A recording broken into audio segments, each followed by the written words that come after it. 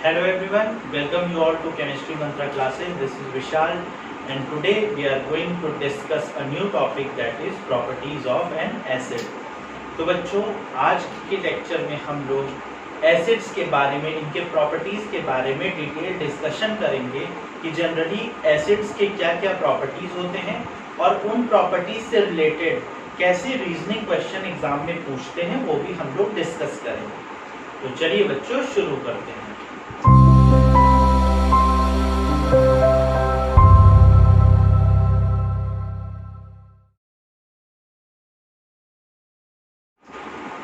तो सबसे पहला प्रॉपर्टीज हो गया बच्चों, acids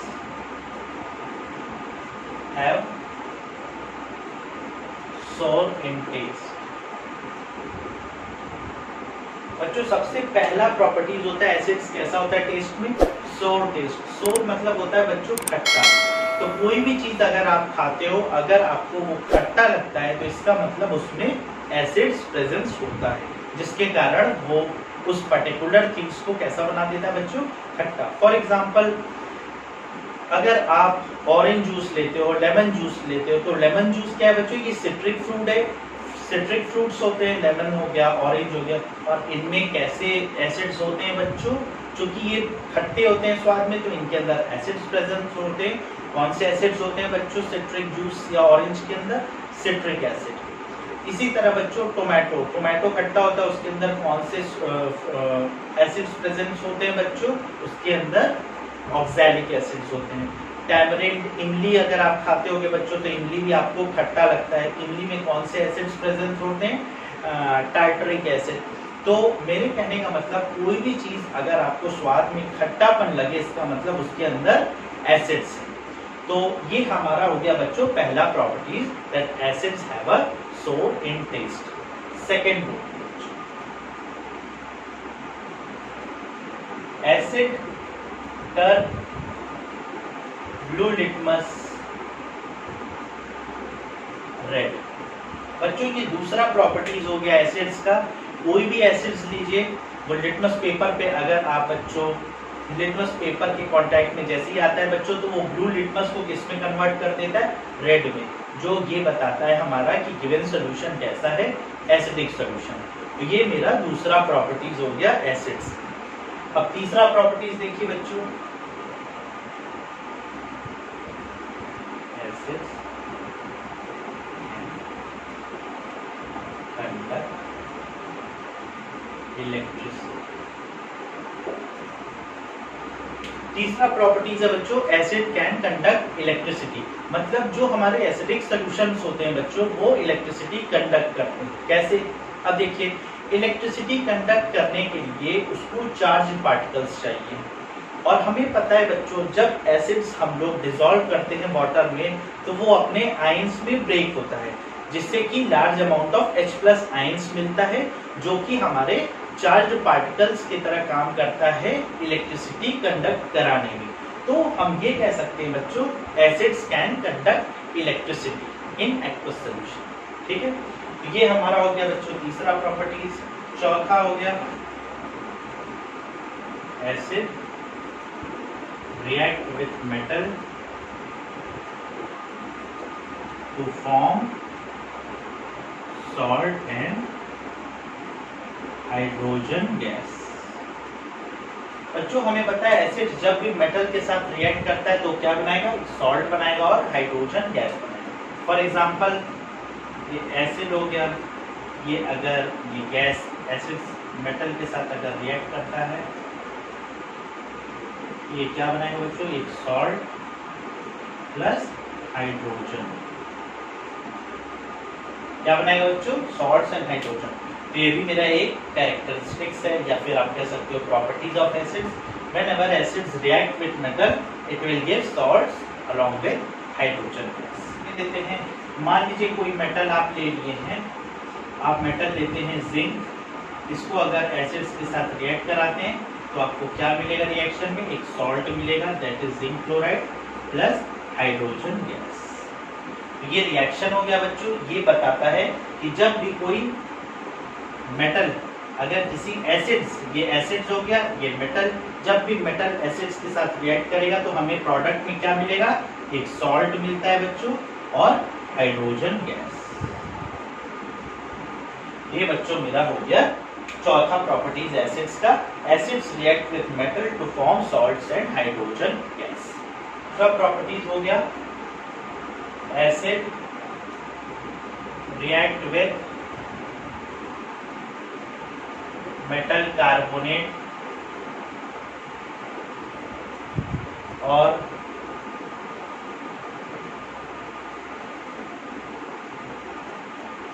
metal hydrogen carbonate to form CO2 gas. तो बच्चों ये भी मेरा एक प्रॉपर्टीज है, जब भी एसिड्स रिएक्ट करेगा मेटल कार्बोनेट्स के साथ या फिर मेटल हाइड्रोजन कार्बोनेट्स के साथ, वो क्या देगा, वो कार्बन डाइऑक्साइड गैस देगा। और एग्जांपल एसिड्स, एसिड्स ले लीजिए आपका, मान लीजिए आपका HCl है, इसको अगर आप रिएक्ट कराओगे मेटल कार्बोनेट, तो मेटल कार्बोनेट बच्चों क्या है, मान लीजिए Na2CO3, ये हमारा हो गया मेटल कार्बोनेट, ये हो गया मेटल, सोडियम मेटल और ये कार्बोनेट। तो जब भी बच्चों एसिड्स रिएक्ट करेगा मेटल कार्बोनेट्स के साथ तो वो क्या देगा, वो कार्बन डाइऑक्साइड गैस देगा अलॉन्ग विद सॉल्ट। तो यहाँ पे आपको क्या मिलेगा बच्चों, यहाँ NaCl का एक सॉल्ट मिल जाएगा प्लस वाटर मिलेगा प्लस आपको CO2 गैस मिलेगा। तो ये रिएक्शन हो गया बच्चों कि जब एसिड्स रिएक्ट करता है मेटल कार्बोनेट्स के साथ तो आपको क्या मिलेगा, एक सॉल्ट मिलेगा, वाटर मिलेगा और कार्बन डाइऑक्साइड गैस मिलेगा। देखिए बच्चों, आपको किसी भी रिएक्शन को याद नहीं रखना है, बस आपको प्रॉपर्टीज पता होना चाहिए कि प्रॉपर्टीज एसिड्स का क्या होता है। मान लीजिए फॉर एग्जांपल आपको दे देगा HCl प्लस Na2CO3, आपको एरो देके कहेगा कंप्लीट द फॉलोइंग रिएक्शन, तो आपको करना कुछ नहीं है, आपको आइडेंटिफाई करना है हमारा रिएक्टेंट में क्या क्या दिया है। तो आप देखोगे यहाँ पे रिएक्टेंट में एसिड्स है और एक रिएक्टेंट में मेटल कार्बोनेट है। तो आपको पता होना चाहिए ये प्रॉपर्टीज एसिड्स का कि जब भी एसिड्स मेटल कार्बोनेट्स के साथ रिएक्ट करता है तो वो क्या देता है, हमारा कार्बन डाइऑक्साइड गैस देता है along with salt and water. अगर आपको ये पता है बच्चों तो आप रिएक्शन पूरा कंप्लीट कर सकते हैं। अब चलिए एक मेटल हाइड्रोजन कार्बोनेट का देख लेते हैं बच्चों। अब देखिए मान लीजिए हमारा एसिड है HCl, मेटल हाइड्रोजन कार्बोनेट। अब बच्चों इसका फॉर्मूला देखिए क्या बनेगा, मेटल हाइड्रोजन कार्बोनेट, मान लीजिए हम मेटल ले लेते हैं सोडियम, तो मेटल हाइड्रोजन कार्बोनेट मतलब NaHCO3। तो देखिए ये हो गया मेटल, ये हाइड्रोजन और ये कार्बोनेट, तो ये हमारा कंपाउंड क्या हो गया बच्चों, मेटल हाइड्रोजन कार्बोनेट। तो हमें पता है बच्चों जब भी एसिड्स मेटल हाइड्रोजन कार्बोनेट के साथ रिएक्ट करेगा वो क्या बनाएगा, एक सॉल्ट बनाएगा। अब देखिए यहाँ पे सॉल्ट किसका बनेगा बच्चों, ये पॉजिटिव है और ये नेगेटिव है, यहाँ पे ये पॉजिटिव है ये नेगेटिव है, तो बच्चों पॉजिटिव नेगेटिव क्या करेगा, कंबाइन हो जाएगा। तो हमारा यहाँ पे एक सॉल्ट बनेगा NaCl प्लस क्या बनेगा, वाटर बनेगा प्लस कार्बन डाइऑक्साइड गैस। ये बच्चों हमारा रिएक्शन हो गया कंप्लीट।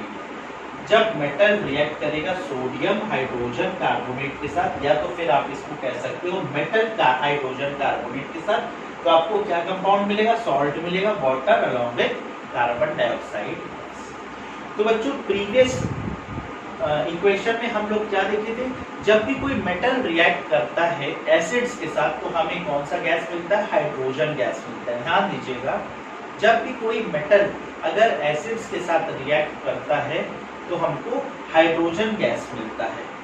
सिमिलरली यहाँ पे क्या है, जब एसिड्स मेटल कार्बोनेट या फिर मेटल हाइड्रोजन कार्बोनेट के साथ रिएक्ट करता है तो हमें क्या मिलेगा बच्चों, सॉल्ट मिलता है, water along with carbon dioxide.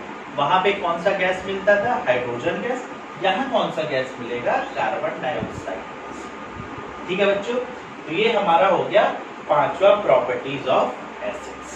Properties हो गया बच्चों, acids react with base to give salt and water. बच्चों ये बहुत इंपॉर्टेंट प्रॉपर्टीज है एसिड्स का कि जब भी एसिड्स बेस के साथ रिएक्ट करता है तो वो क्या देगा, सॉल्ट और वाटर।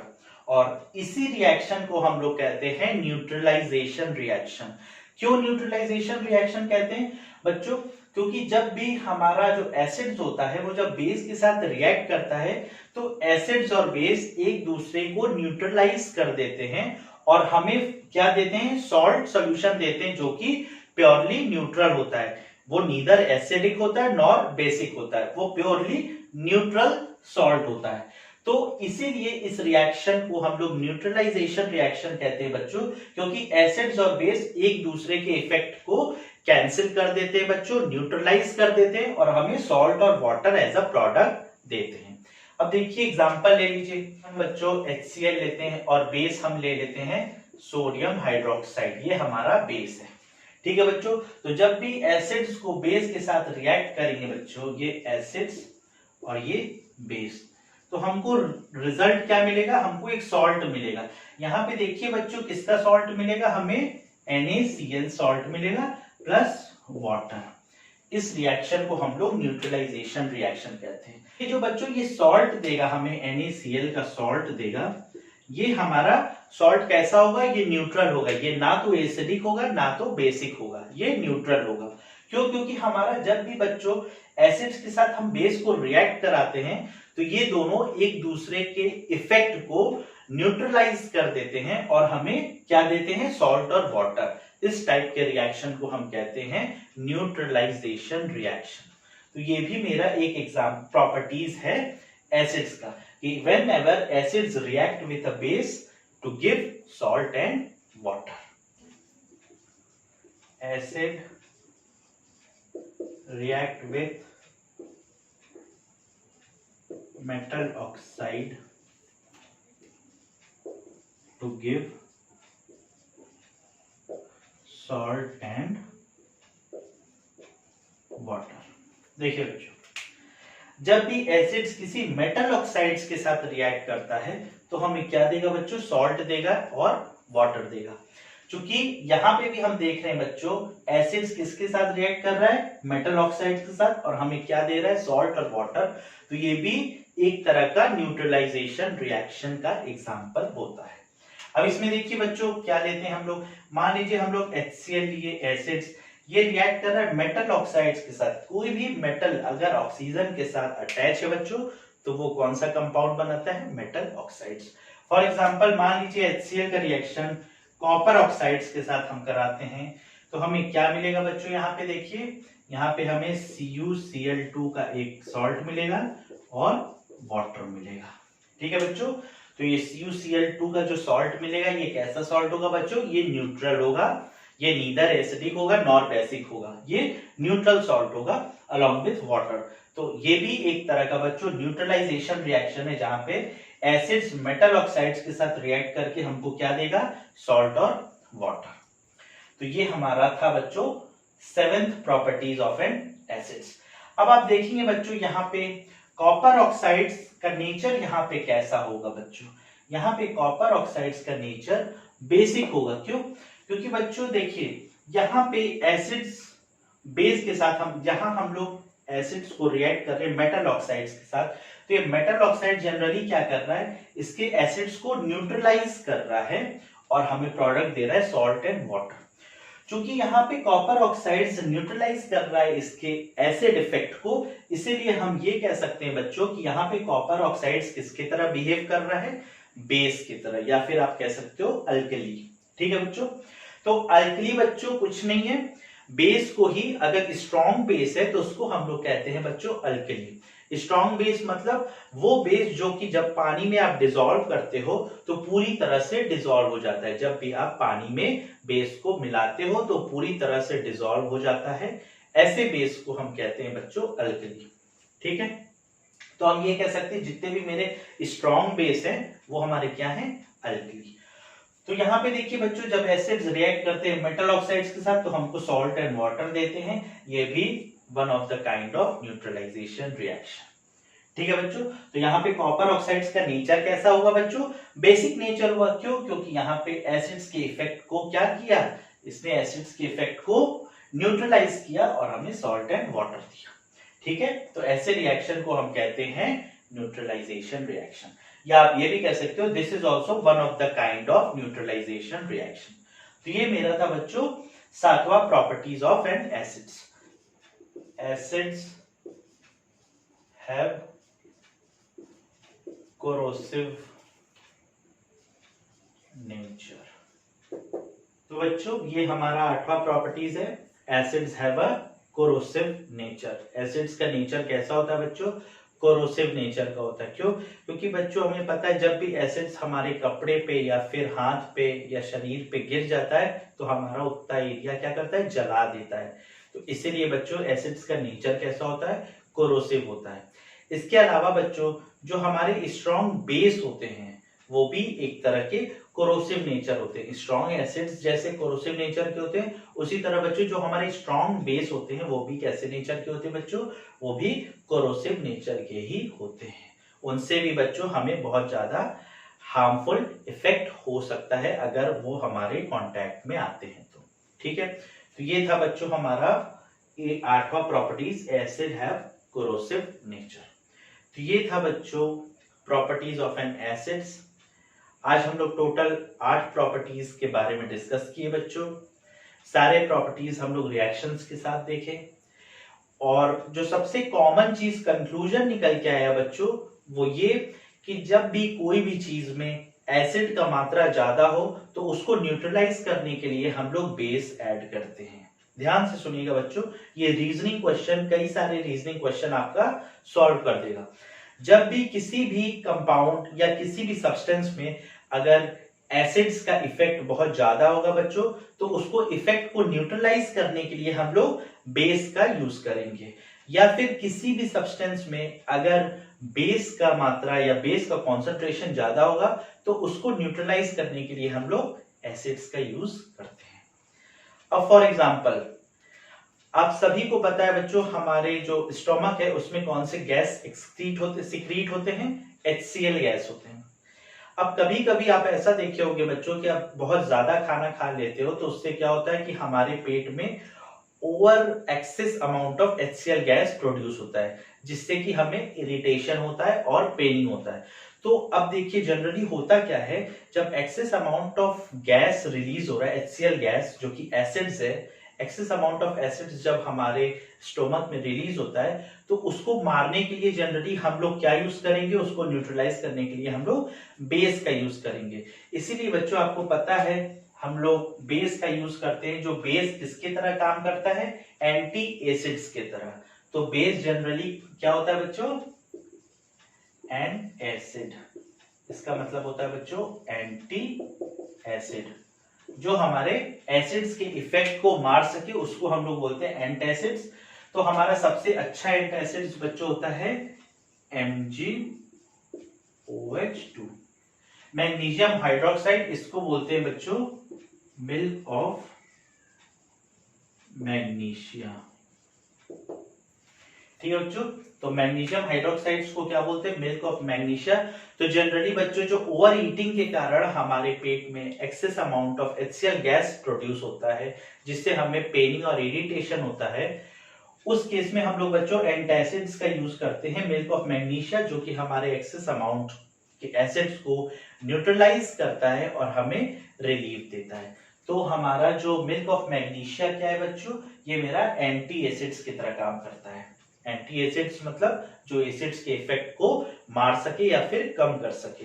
तो जब भी बच्चों किसी भी चीज में एक्सेस अमाउंट ऑफ एसिड्स हो जाएगा तो उसको न्यूट्रलाइज करने के लिए हम लोग बेस का यूज करते हैं, या फिर किसी भी सब्सटेंस में एक्सेस अमाउंट ऑफ बेस होता है तो उसको हम लोग न्यूट्रलाइज करने के लिए किसका यूज करते हैं, एसिड्स का यूज करते हैं। ठीक है, तो बच्चों आज का लेक्चर बस इतना ही। आज हम लोग ने प्रॉपर्टीज ऑफ एसिड्स को डिटेल में डिस्कस किया। अब आप जाके एक बार इसे दोहरा लीजिएगा, एक बार रिवाइज कर लीजिएगा। अगर कोई डाउट हुआ तो आप नीचे कमेंट बॉक्स में हमें डाउट पूछ लीजिएगा। तो बच्चों आज का टॉपिक हम लोग यहीं समाप्त करते हैं। आज हम लोग ने प्रॉपर्टीज ऑफ एसिड्स के बारे में पढ़ा, डिटेल स्टडी किया। आप लोग जाके अब इसको रिवाइज कर लीजिएगा। अगर कोई डाउट हो तो आप नीचे कमेंट बॉक्स में हमें कमेंट करके बताइएगा। हम जल्द ही उसका सलूशन नेक्स्ट वीडियो में लेकर आएंगे।